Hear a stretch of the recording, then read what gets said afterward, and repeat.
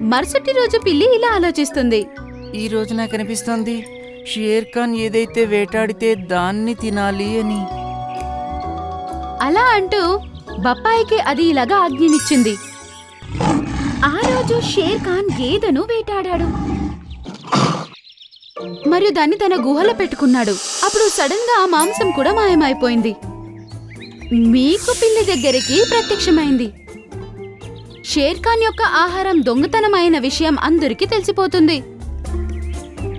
ఆ రోజు సాయంత్రం షేర్ ఖాన్ అందరినీ సభకు రమ్మని ఆదేశించాడు.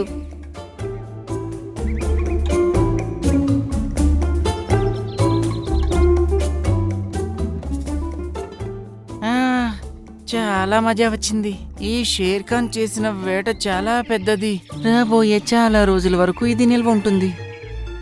అలా అంటూ మిక్కు సంతోషంగా పడుకొనుంది.